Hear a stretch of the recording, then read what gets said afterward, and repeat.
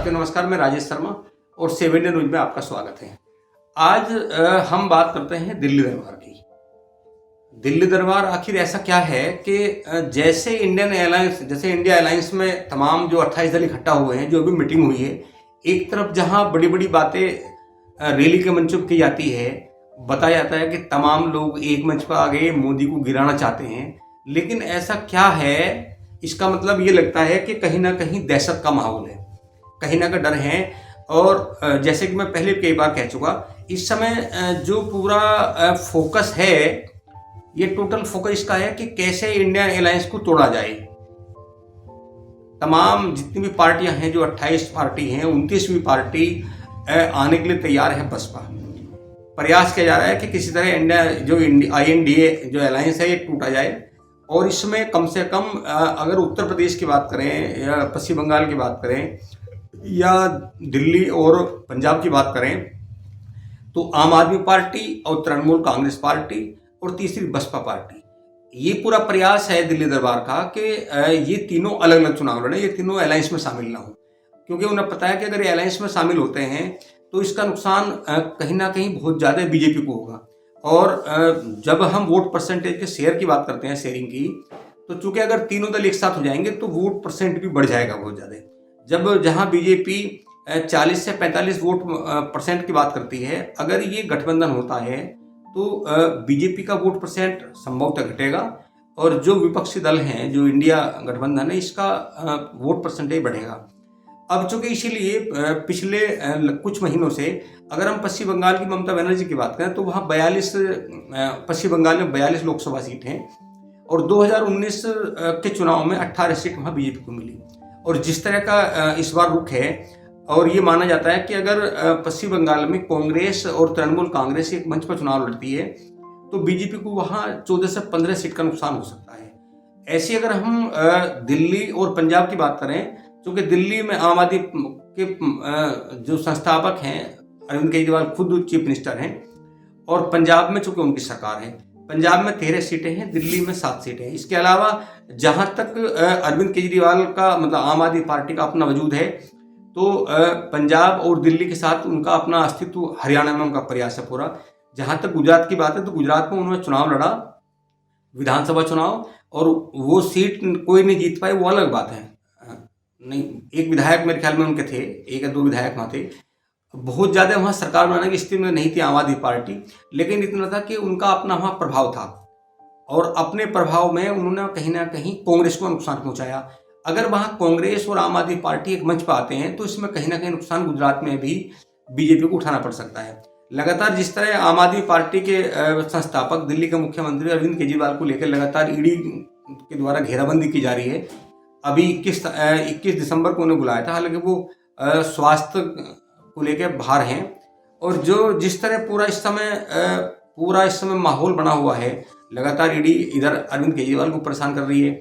जब हम पश्चिम बंगाल की बात करें तो वहाँ पश्चिम बंगाल की मुख्यमंत्री ममता बनर्जी के भतीजे अभिषेक बनर्जी को लेकर लगातार घेराबंदी वहाँ है, और कई सारे मंत्री पश्चिम बंगाल के जो ईडी के निशाने पे हैं, कुछ जेल भी गए हैं पूछताछ के बहाने।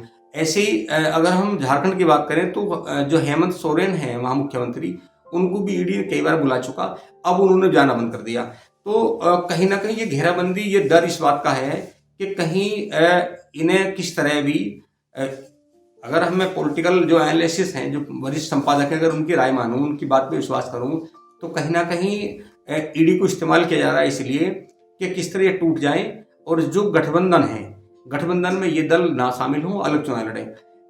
उत्तर प्रदेश में जब बसपा सुप्रीमो मायावती की बात होती है, चूंकि वो सरकार बना चुकी, और जो बीजेपी के जो अटल बिहारी वाजपेयी थे पूर्व प्रधानमंत्री, उन्होंने जलवा देखा है, वो प्रयास किया उन्होंने उत्तर प्रदेश में मायावती को हराने का, लेकिन मायावती का जो उस समय जो विकराल रूप था, वहाँ अटल बिहारी वाजपेयी को मात खानी पड़ी थी।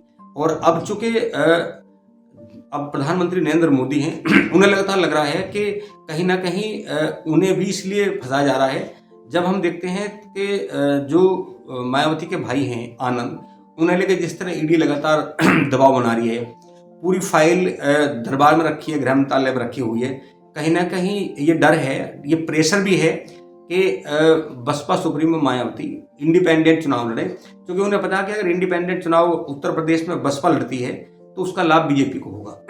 और बीजेपी, अगर मैं 2014 की बात करूं, 73 सीट अगर बीजेपी की आई तो उस दिशा में आई जब तमाम विपक्ष बिखरा हुआ था और बीजेपी एकजुट थी। जब हम 2019 की बात करें तो अलग बात है कि तब भी विपक्ष बिखरा हुआ था। बसपा और सपा एक मंच पर चुनाव लड़े गठबंधन के साथ में, कांग्रेस अलग थी और जैन चौधरी की अजीत सिंह भी उस समय अलग चुनाव लड़े थे क्योंकि पश्चिम उत्तर प्रदेश में।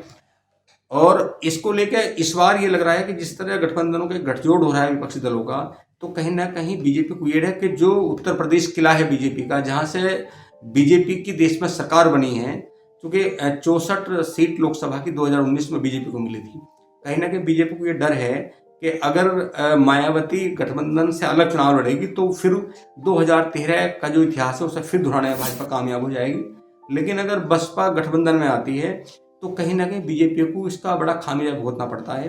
जब हम प्रयोगशाला की बात करते हैं कि बीजेपी की प्रयोगशाला मध्य प्रदेश है, उत्तर प्रदेश है, राजस्थान है, हिमाचल है, तो कहीं ना जो प्रयोगशाला है, अगर गठबंधन आता है तो ये प्रयोगशाला में बहुत ज़्यादा नुकसान भाजपा को उठाना पड़ सकता है, क्योंकि इस समय भाजपा के सामने सबसे बड़ा संकट दक्षिण भारत का है। हम कर्नाटक की बात करें तो कर्नाटक में बीजेपी की स्थिति का सबको पता है, और तेलंगाना में अभी बीजेपी को हार का सामना करना पड़ा। इससे पहले चुनाव हुए तो चूंकि हिमाचल बीजेपी के पास था और हिमाचल के बड़े बड़े धुरंधर बीजेपी के पास थे। जो आज वर्तमान में बीजेपी के राष्ट्रीय अध्यक्ष हैं जेपी नड्डा, वो हिमाचल से आते हैं। जो खेल मंत्री हैं वो हिमाचल से आते हैं, और खेल मंत्री के तो पिता पहले मुख्यमंत्री रहे लगातार हिमाचल के। लेकिन इतने बड़े बड़े धुरंधर हिमाचल में जो कांग्रेस का विजय रथ था उसे रोकने में नाकामयाब रहे। जब कर्नाटक की बात होती है तो कर्नाटक में धुरंधर थे येदुरप्पा नहीं रोक पाए कांग्रेस के विजय रथ को। और अब स्थिति है चूंकि वहाँ सरकार है। तेलंगाना जब हम बात करते हैं तो तेलंगाना में जो समीकरण थे बीजेपी के वो तमाम फेल हो गए। अब जो लगातार जो एकाएक अब मीडिया में जो समाचार छप रहे हैं, इस समय 2 मुख्यमंत्री पूरे टारगेट पे हैं दिल्ली दरबार के। उसमें सबसे पहले नंबर पर अरविंद केजरीवाल है और दूसरे नंबर पर ममता बनर्जी पश्चिम बंगाल की मुख्यमंत्री है।